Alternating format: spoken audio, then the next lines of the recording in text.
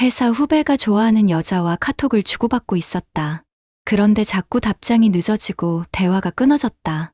그래서 더 자주 연락하고 더 많은 관심을 보여줬다. 결과는 완전한 실패였다. 여자는 점점 더 차가워졌고 결국 연락도 안 받게 됐다. 밀당을 잘못 이해했기 때문이다. 진짜 밀당은 단순히 늦게 답장하는 것이 아니다. 상대방의 감정을 조절하면서 자신의 가치를 높이는 고급 기술이다. 첫 번째, 밀당의 진짜 의미를 이해해야 한다. 많은 사람들이 밀당을 연락을 안 하거나 늦게 하는 것으로 생각한다. 이것은 완전히 잘못된 접근이다. 진짜 밀당은 관심과 무관심 사이의 절묘한 균형이다. 상대방이 나에게 확신을 가지지 못하게 하면서도 완전히 포기하지 않게 만드는 것이다. 대학교 선배였던 민호는 이 균형을 완벽하게 이해하고 있었다. 좋아하는 여자에게 관심을 보여주지만 과하지 않았다. 하루는 따뜻하게 대해주고 다음 날은 조금 거리를 뒀다. 여자는 그의 진심을 의심하면서도 완전히 놓고 싶지 않았다.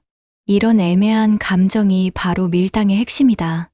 두 번째, 타이밍이 모든 것을 결정한다. 밀당에서 가장 중요한 것은 언제 밀고 언제 당기느냐다. 상대방의 관심도에 따라 전략을 바꿔야 한다.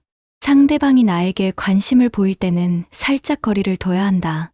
반대로 상대방이 나에게서 멀어지려고 할 때는 관심을 보여줘야 한다. 회사 동료였던 지수는 이 타이밍을 정확히 알고 있었다.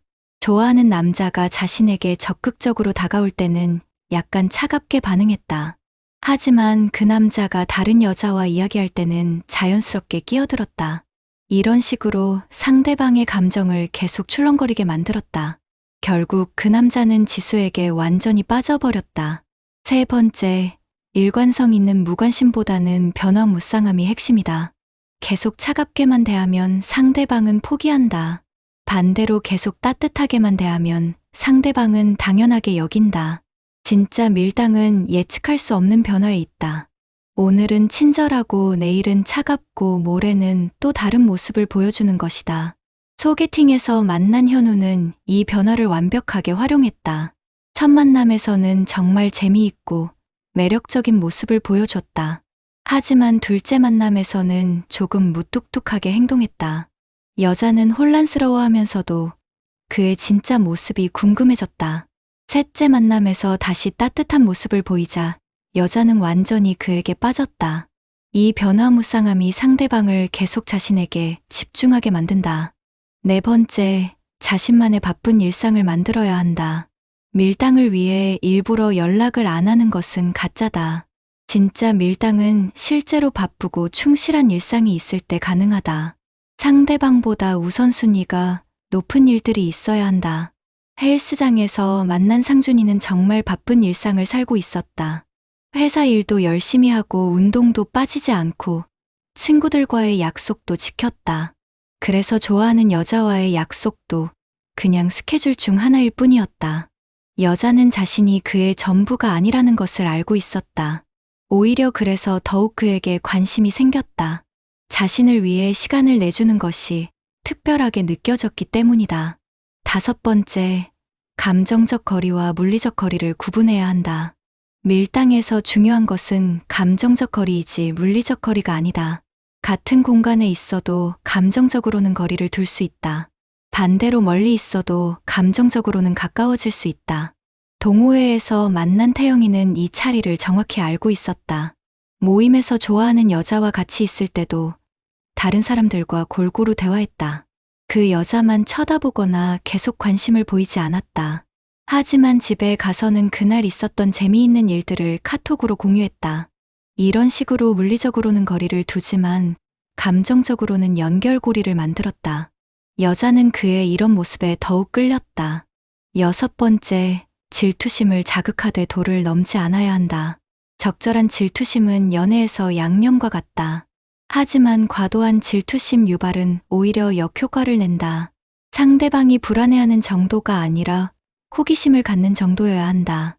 카페에서 일하는 준혁이는 이 선을 정확히 지켰다. 좋아하는 여자 앞에서 다른 여자와 자연스럽게 대화했다. 하지만 그 여자가 불편해하는 기색을 보이면 즉시 중단했다. 그리고 다시 그 여자에게만 집중하는 모습을 보여줬다. 이런 식으로 질투심을 살짝 자극하면서도 안정감을 동시에 줬다. 여자는 그가 인기가 있다는 것을 알면서도 자신을 선택할 것이라는 확신을 가졌다. 7번째, 진심과 연기를 구분할 줄 알아야 한다. 밀당은 연기가 아니라 진심의 조절이다. 상대방을 조종하려는 마음이 아니라 건강한 관계를 만들려는 마음이어야 한다. 가짜 감정으로는 오래 갈 수 없다. 대학교 동기였던 성민이는 항상 진심을 바탕으로 밀당했다. 좋아하는 여자에게 관심이 있다는 것을 숨기지 않았다. 하지만 그 여자가 자신의 전부는 아니라는 것도 분명히 했다. 자신만의 삶과 목표가 있고 그 안에서 그 여자도 소중한 존재라는 식으로 접근했다. 이런 진정성 있는 밀당이 여자의 마음을 진짜로 움직였다. 8번째, 상대방의 반응을 세심하게 관찰해야 한다. 밀당은 일방적인 것이 아니라 상호작용이다. 상대방이 어떻게 반응하는지에 따라 전략을 수정해야 한다. 너무 밀면 도망가고 너무 당기면 시들해진다. 회사 선배였던 동현이는 이 관찰력이 뛰어났다. 좋아하는 여자가 자신에게 적극적으로 다가올 때는 조금 거리를 뒀다. 하지만 그 여자가 지치거나 포기하려는 기색을 보이면 즉시 관심을 보였다. 이런 식으로 상대방의 감정 상태에 맞춰 자신의 행동을 조절했다. 결국 그 여자는 그의 이런 세심함에 완전히 빠져버렸다. 9번째, 밀당의 최종 목표를 명확히 해야 한다. 밀당은 수단이지 목적이 아니다. 상대방과 좋은 관계를 만들기 위한 과정일 뿐이다. 밀당 자체에만 집중하면 정작 중요한 것을 놓칠 수 있다. 헬스장에서 만난 민규는 이 목표를 분명히 하고 있었다. 좋아하는 여자와의 밀당은 그녀의 마음을 얻기 위한 것이었다. 적절한 시점에서는 밀당을 멈추고 진심을 표현할 줄도 알았다. 너무 오래 밀당만 하면 상대방이 지치거나 오해할 수 있기 때문이다. 결국 그는 적절한 타이밍에 고백해서 좋은 결과를 얻었다. 10번째, 자기 자신의 가치를 높이는 것이 진짜 밀당이다. 단순히 연락을 늦게 하거나 차갑게 대하는 것은 기술이 아니다. 진짜 밀당은 상대방이 자연스럽게 나를 원하게 만드는 것이다. 그러려면 내 자신이 정말 매력적인 사람이 되어야 한다. 프리랜서로 일하는 재훈이는 이것을 정확히 이해했다. 자신의 일에서 성과를 내고 취미생활도 열심히 했다. 운동도 하고 책도 읽고 친구들과의 관계도 잘 유지했다. 그러다 보니 자연스럽게 바빠졌고 여유로워졌다. 좋아하는 여자에게 매달리지 않아도 충분히 매력적이었다. 이런 진짜 매력이 가장 강력한 밀당 무기다. 11번째, 일관된 자신만의 기준을 가져야 한다. 밀당을 한다고 해서 자신의 원칙을 버리면 안 된다. 상대방에 따라 기준이 바뀌면 그것은 밀당이 아니라 매니플레이션이다. 자신만의 확고한 가치관을 가지고 그 안에서 밀당해야 한다. 동네 카페 사장인 승호는 자신만의 원칙이 있었다. 좋아하는 여자라도 무례하게 행동하면 분명히 표현했다. 반대로 상대방이 좋은 모습을 보이면 진심으로 칭찬했다. 이런 일관성 있는 태도가 여자에게 신뢰감을 줬다. 그는 자신에게 맞춰주기를 바라는 것이 아니라 서로 존중하는 관계를 원한다는 것을 알 수 있었다. 12번째, 밀당에도 끝이 있다는 것을 알아야 한다. 무한정 밀당만 할 수는 없다.